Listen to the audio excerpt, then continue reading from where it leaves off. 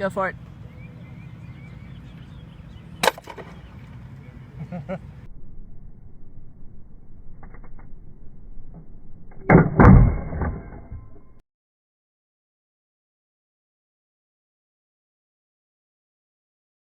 Hello, and welcome to episode 2 of Boffer Artillery.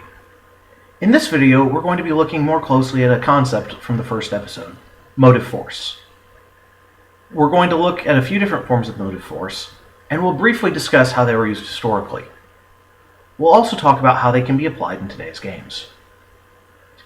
As a reminder, motive force is how the engine hurls its projectile downrange. Motive forces today can be mechanical, chemical, or electromagnetic. Today, though, we're going to focus primarily on the mechanical ones. However, we will touch very briefly on the chemical side of things. This is going to take us up through the early stages of gunpowder artillery. Now, while a great many forms of motive force were tried, there were 5 that were commonly used in the ancient and medieval worlds. In order of development, they are flexion, torsion, traction, counterweighting, and explosive force.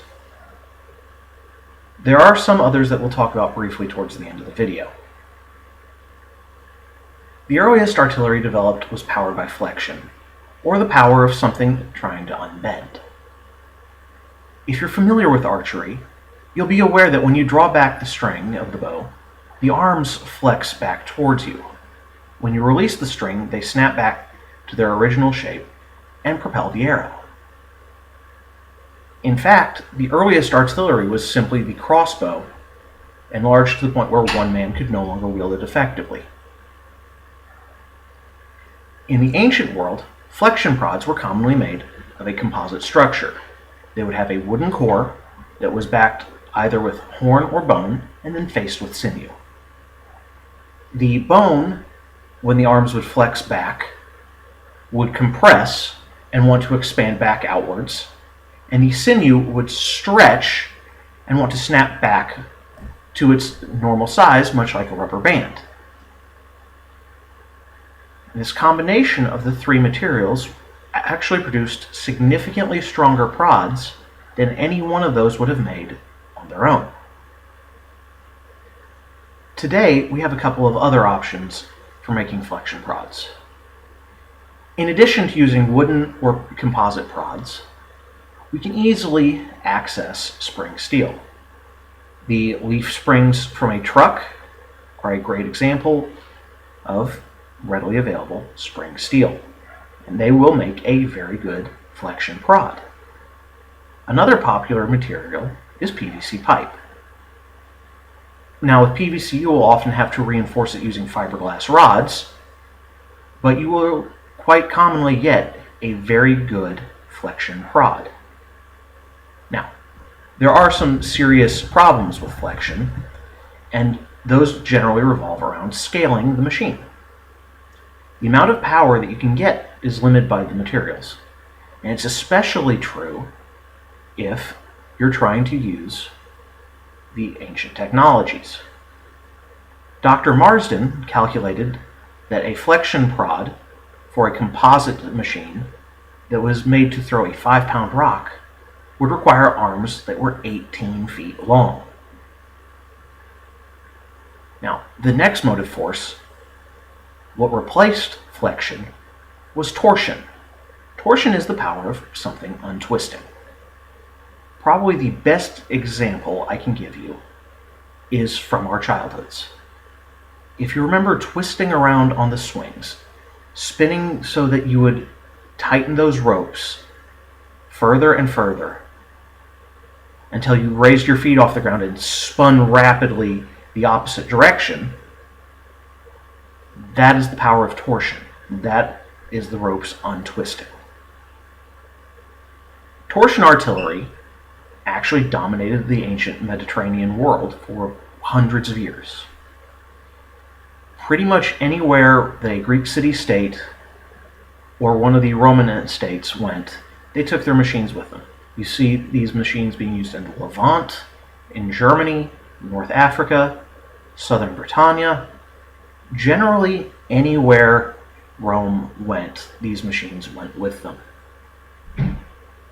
Now, torsion engines are powered by massive lengths of rope twisted into a tight bundle. These cords are ideally made from animal sinew or hair. Today, we've lost the ability to make sinew cord, and hair rope is extremely, even prohibitively expensive. So we use other forms of cord. My own experimentation has shown that paracord, also known as 550 cord, actually makes a very ideal torsion spring.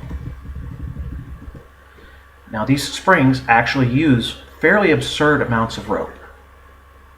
The Warm Kitty, which should be appearing on your screen now, uses roughly 240 feet of cord for each of its 2 springs. Weaving one of these springs is worth a video of its own later on. Now, sadly, this type of motive force did not survive long after the fall of Rome. If it had, we almost certainly would not be discussing the next 2 types of artillery in any deal of depth. We will actually be studying torsion artillery in a great deal of depth later on in the series. Now, our next form of power requires us to take a bit of a hop, skip, and a jump across to the other side of the world, over to China. First appearing in China sometime before the 3rd century AD, traction engines rely on a large crew of men pulling on ropes that are attached to the short end of the single arm of a machine. By pulling the short end down sharply, the long end of the arm would rise rather quickly and hurl a rock down range. The crews of these machines could vary in scale from a mere handful of rope pullers up to more than 200 men. Now, there are a few contradictions in the literature about these machines. Some sources indicate that traction machines were carried west to Europe from China. Other sources indicate that traction machines were developed independently in Europe. There is also a small, limited amount of evidence that indicates that they may have seen some use by certain Central American tribes. However, this machine never became incredibly common. It really never appears to have gained traction with various armies. Counterweighting, on the other hand, first appears in Western literature as a way to power artillery during the First Crusade. By raising a heavy weight high in the air at the short arm of a lever, and then dropping that weight, you get an effect quite similar to that of pulling on the ropes of a traction engine. The long arm snaps up and hurls the projectile. How heavy of a weight you would need varies in relation to the weight of the intended projectile. Again, the literature on the origin of these machines is uncertain. The conventional wisdom states that they were developed in China and moved west as various tribes migrated. However, there is strong evidence that the Greeks were using counterweighted siege ladders more than 1400 years earlier than the first appearance of counterweighted artillery. It's entirely possible that the Byzantines, who were the intellectual and cultural successors of the ancient Greeks and ancient Romans, took a known technology, counterweighting, and applied it to the traction machine. In any case, the counterweight machine, commonly called the trebuchet, only lasted in common use for a couple of hundred years before being replaced. The last major form of motive force that we'll discuss today is the explosive force. This moves us out of the world of catapults and into cannons. Now, for safety reasons, the vast majority of games prohibit things that directly simulate gunpowder, much less gunpowder itself. However, I would be remiss if I didn't mention the invention that made mechanical artillery obsolete.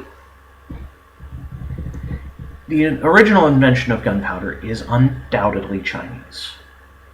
The first recorded use of it to power artillery, however, is European. The earliest use of primitive cannon likely dates from the later years of the Reconquista and the Mamluk campaigns against the Crusaders at the end of the 13th century. The first confirmed use is by the English in 1327. It then proliferated due to the Hundred Years' War and the later French campaigns to conquer Italy and portions of Germany. Gunpowder would eventually bring artillery back to the glory days that it enjoyed at the height of the Roman Empire, and would even eventually surpass the heights achieved by the Greeks and Romans, though it would take it several hundred years from its invention to actually surpass torsion artillery. Now, there are a few other forms of motive force that weren't common in period, or are entirely modern, like pneumatic catapults and steam-powered cannons. However, this episode's starting to run a little long, so we'll look at those another day. Assuming fair weather in the next couple of days, our next episode should be a shooting demonstration of the Soft Kitty class engine. If you want to know more, links to my books are in the description below. Thank you for watching, and I'll catch you in the next one.